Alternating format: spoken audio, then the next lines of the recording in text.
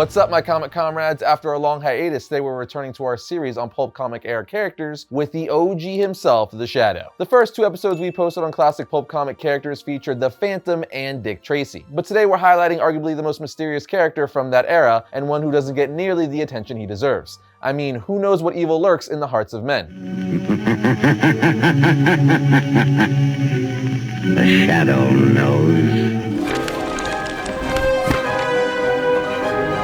The first time the Shadow was introduced to us wasn't in print form. It was actually during a radio show called Detective Story Hour from July 31st, 1930. He would later hit the pages almost a year later in The Living Shadow on April 1st, 1931. He was created for the radio by Harry E. Chariot and fleshed out in the magazines by Walter B. Gibson. He was actually created 8 years before Superman and 9 years before Batman, so he is quite literally the definition of OG. And even though he predates Batman and Superman by almost a full decade, there are a surprising number of comic fans who don't know much, if anything, about him. In fact, for many people, their first and only introduction to the Shadow was actually through his 1994 live-action film simply titled The Shadow, starring Alec Baldwin as the title character. I mean, that's where I first learned about the character when I was a kid, so I'm with you. But while the movie doesn't necessarily hold up, and even at the time of its release, it wasn't a mind-blowing critical success, I love it anyway. Yes, nostalgia is a strong thing, my friends. I even dressed up as the Shadow one Halloween because of this movie. I had some of the Shadow toys from the film as well. Speaking of, do any of you remember those toys made for the film? They were freaking dope. The Shadow's action figure's eyes would glow when light went through his head. Love that thing. I think I still have it in my closet somewhere, but I digress. The point is, the average person doesn't know much about the Shadow short of that 1994 film, but he's a dope character, so today we're gonna change that, starting with his origin. Okay, so we've been friends for a long time, and you guys know quite a bit about me at this point. But did you know that recently I've officially been proclaimed a lord? That's right, I'm a rare Puerto Rican Scottish lord. If you are a Scottish lord, then I am Mickey Mouse. Make fun of it if you want, but for reals, I'm a Scottish lord and I have receipts to back up my claim. This official certificate from today's sponsor, Established Titles, with a fancy crest, settles it in stone. Well, maybe just in paper, so you may call me Lord Heiress of the Northern Scotty Ricans. Seriously though, there's a historic Scottish custom where landowners are referred to as lairds or lords and ladies in English. And these title packs give you at least 1 square foot of dedicated land on a private estate in Edelston, Scotland. So you could officially change your name to Lord or Lady and get it on your credit cards, plane tickets, bro, maybe even a dating app profile. Don't know if that would work, but it's worth a shot. Anyway, your certificate from Established Titles features a unique plot number with which you can see the exact location of your land. But it's also a fun and novel way to preserve the natural woodlands of Scotland, because they plant a tree with every order and work with global charities like One Tree Planted and Trees for the Future to support global reforestation efforts. The first 200 people purchasing a title pack using our link will effectively be next to our plot, within a few minutes walking distance. This makes an amazing last-minute gift, and they even have couples packs that comes with adjoining plots of land. Just go to establishedtitles.com/variant or click our link in the description to shop their Black Friday sale and grab your gifts right now. Plus, if you use code VARIANT at checkout, you'll get an additional 10% off. Not to mention, it helps our channel. Again, that's establishedtitles.com/variant.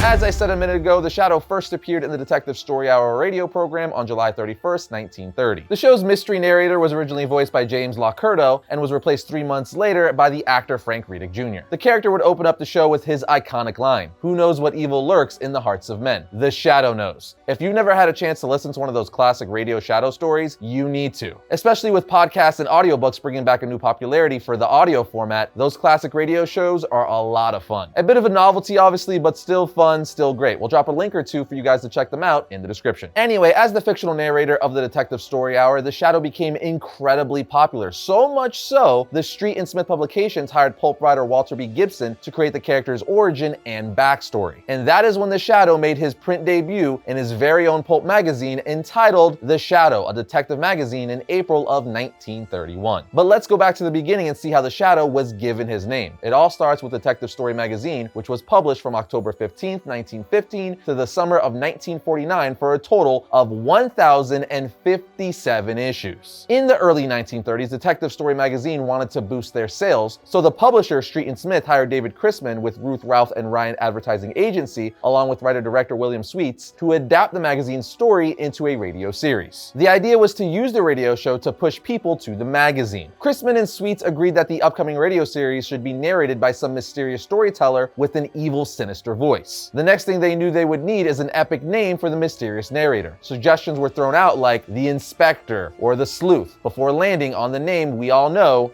the Shadow. And with that, the Shadow would make his narrating debut on July 31st of 1930 on the Detective Story Hour radio program. The radio show episodes were directly based on the stories from Detective Story magazine, published by Street and Smith, which, fun fact, is billed as the nation's oldest and largest publisher of pulp magazines. But I know what you guys are saying, that's really cool and very interesting, but what about when he finally hit print form? Because of the success of the Shadow on the radio program, Street and Smith's circulation manager, Henry William Ralston, decided to leverage the demand for the character and hired Walter B. Gibson to start writing stories about the Shadow in print form. Gibson, under the pen name Maxwell Grant, would go on to write 282 out of the 325 stories over the next 2 decades for the Shadow. Completely insane. Now, as for the Shadow's comic book origin, it's purposely somewhat murky, as the character is meant to be shrouded in mystery. But when you piece together loose details here and there through the decades, we see that the Shadow's real name is Kent Allard. He was a spy in World War I and a famous aviator who crashed in a South American jungle. But that wasn't necessarily the worst thing ever, as he would end up making a fortune in that region after discovering a city of gold. The best telling of his story in one place is given to us in The Shadow Year 1, Issue 7. He would eventually return to New York City taking on the alias Lamont Cranston, but Cranston was actually a stolen identity. The real Lamont Cranston was a wealthy person that Allard had a strikingly similar physical resemblance to, so he would use his identity while the real Cranston was traveling around the world. But what happened during the time he was overseas before he returned to New York? Well, Lamont/Allard breaks it all down for us in The Shadow Year 1, Issue 7. While he's lying in bed with his love interest, Margot Lane, she's holding his hand saying,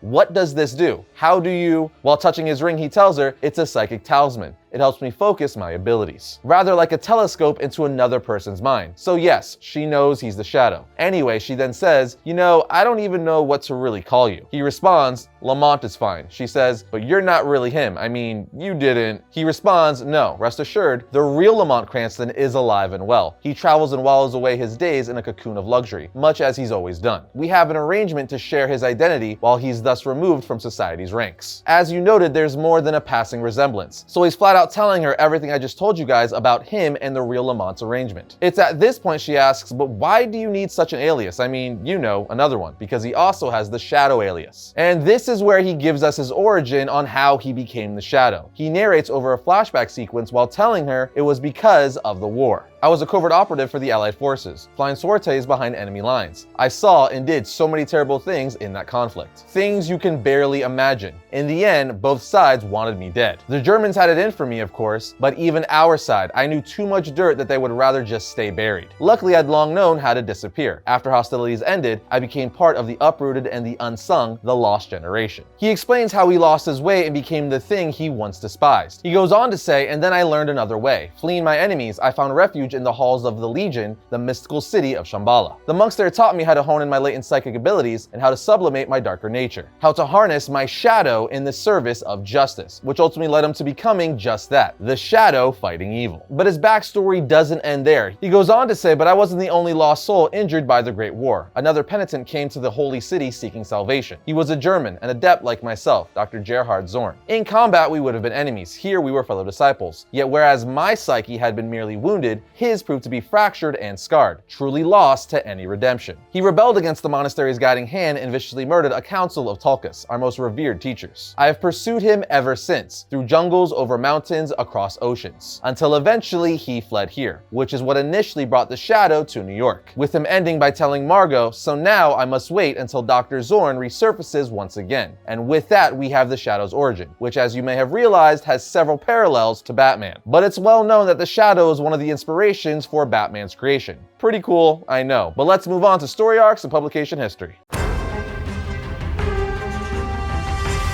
Shadow has had a wide variety of print titles over the years, and he's been licensed to several different publishers during that time, including Archie Comics, DC Comics, Dark Horse, Dynamite Entertainment, and so on. But with so many stories to choose from, we're going to highlight a few of the most notable along with a few of our favorites over the years. First up, we have The Shadow Year 1, which we just touched on in our Origin segment. The 10-issue limited series rolled out in 2013 and peeks under the mask of the Shadow, as his origins had previously been shrouded in a lot of mystery over the years. This series by far gives the most detail about his early days series and how he first developed his persona as the Master of Darkness, the Shadow. Then from here we have the more OG Shadow comics from the 1940s. This series lasted a whopping 101 issues. As far as the Shadow goes for actual comic books and not magazines or comic strips, this is where the Shadow really popped off and became the dark pulp vigilante we know and love today. But unfortunately, it was canceled in 1949 when Street and Smith Publications started having financial difficulties. The Shadow wouldn't return to comic books until his more upbeat, campy revival by Archie Comics in 1964. The 1964 Archie Comics Shadow series is widely known to the Shadow fans as the worst comic book adaptation of the character ever. And because of that, this series only lasted 8 issues from 1964 to September 1965. What made Shadow fans reject this series? Well, because they pretty much changed everything about the character. In the first issue of this series, we see that Lamont Cranston is a blonde glasses-wearing billionaire. The Shadow just so happens to be the world's greatest secret agent's alter ego. The Shadow is just some disguise that he uses and looks nothing like the Shadow we all know and love. Instead, he's wearing some generic blue and green superhero costume. It's awful and an utter disgrace to the character. Other tweaks they made to the character included his love interest Margot Lane, who is now his secretary, and Shaiwan Khan is the enemy agent that Cranston faces. Khan is of course one of the Shadow's greatest arch enemies. He believes he's a descendant of Genghis Khan and the rightful ruler of Earth. He's pretty much the Joker to Shadow's Batman, but don't worry, a few years later in 1973, DC Comics would acquire the publishing rights to the Shadow and restore him to the classic and mysterious version of the character. However, that series would also have a short run and only lasted 12 issues, but I thought it was a great take. I mean, it was written by comic writing legend Denny O'Neil. With O'Neil and artist Mike Kaluta, we saw the Shadow pose as a wealthy socialite Lamont Cranston, which he did in order to trick Wall Street broker Osgood Bamber into confiding in him. This ultimately led to the Shadow and partner Margot Lane stopping a robbery planned by the villain. For me, the DC comic covers alone are enough to make you pause. The Shadow series is so nostalgic, they just scream classic DC. Then in 1986, DC Comics would give us the Shadow 4-issue miniseries, which put the Shadow in a contemporary setting, as well as adding some extreme violence. I'm talking seeing someone somehow have their whole body shoved into a 5-gallon water drinking dispenser with their blood pouring out of the tap, and seeing someone's head blown off by a shotgun while looking through a door peephole. And that's just the first issue, full-on RoboCop style violence. Longtime traditional Shadow fans weren't too happy about the gore score, but nonetheless, sales did well and led to a 1987 Shadow series. The 87 Shadow series lasted for a total of 19 issues and 2 annuals. It kind of follows the tone of the 4-issue predecessor in terms of violence and overall adult themes and content. This was followed by another Shadow series also published by DC titled The Shadow Strikes. It ran for 31 issues from 1989 to 1992. Dark Horse would also take their crack at publishing Shadow comics, but in more recent years he's been published by Dynamite Entertainment, such as 2012's The Shadow written by Garth Ennis. In this series, the Shadow is set back in the 1930s as a man of darkness who has to stop a conspiracy involving the fate of the world itself after carnage on the New York waterfront. Then in 2017, writer Dan Waters took a stab at it for the new Shadow solo series by Dynamite Entertainment. The series takes place in modern times, but for me, I like the Shadow set in the 30s. It gives them that classic timeless pulp noir vibe that is really cool. But the last Shadow story arc or series we're going to mention is also from 2017, and that would be the Shadow Batman 6-issue miniseries by Dynamite and DC Comics. That's right, the Shadow and Batman have teamed up, which was insanely cool because, as we established previously, Batman is in fact loosely inspired by the Shadow. So having these two pair up for a crossover was a bit of a no-brainer. It wasn't the first time, but it's always cool to see. In this series, the Shadow and Batman are forced to work with one another even though they don't like each other. But when they discover an ancient evil that's been living inside the world that they're sworn to protect, the two detectives put their differences aside. It's a really fun contrast because, as we all know, Batman has a no-killing rule, but the Shadow doesn't have a problem with killing. In fact, his main weapons are 2 semi-automatic handguns, so they clash quite often. We get to see the Shadow fight Batman villains like Professor Pig, and even see the Shadow inside the Batcave with Batman and Robin. If you're a fan of the Shadow or Batman, this is a must-read. But now, it's time for some powers and abilities. The Shadow's most well-known ability is his incredible stealth skills that make him essentially a living shadow. So much so that rumors began spreading that he can cloud men's minds. He was also given a mysterious gem that he wears as a ring on his hand that he uses to hypnotize people. The Shadow is also a world-class intellect, so he's incredibly clever and strategic. He also has complete control over his vocal cords and can throw his voice, which he often uses to produce a terrifying laugh that can paralyze opponents. With complete mastery of his vocal cords, he could also mimic anyone's voice. And on top of having a great intellect, he also has a photographic memory, is a master of sleight of hand and disguise. And not necessarily a skill willpower or ability, but one big factor to the Shadow's success in taking down crime is his vast network of agents that keep him constantly connected to all things going on in the criminal underworld. As for weapons or devices, the Shadow is most famously known for using his twin .45 caliber M1 911 semi-automatic pistols, which he wields with complete accuracy. He also likes to use a Tommy gun, but with that covered, let's get you guys some reading recommendations. As I mentioned earlier, the Shadow has a long history in comics, but our reading recommendations would be The Shadow Year One, the 1964 8-issue Shadow series, DC Comics 12-issue series titled The Shadow from 1973, Dynamite Entertainment's The Shadow Volume 1, The Fires of Creation, The Shadow Volume 2 Revolution, the 2017 Shadow series from Dynamite Entertainment, and last but certainly not least, The Shadow Batman series. That should be enough to get you all started. And that's gonna bring today's episode to a close, but if you dug this episode, check out this one right here, and if you like all of our content, like, subscribe, and comment. It helps us out. But I'll see you guys next time when I talk about all things comics.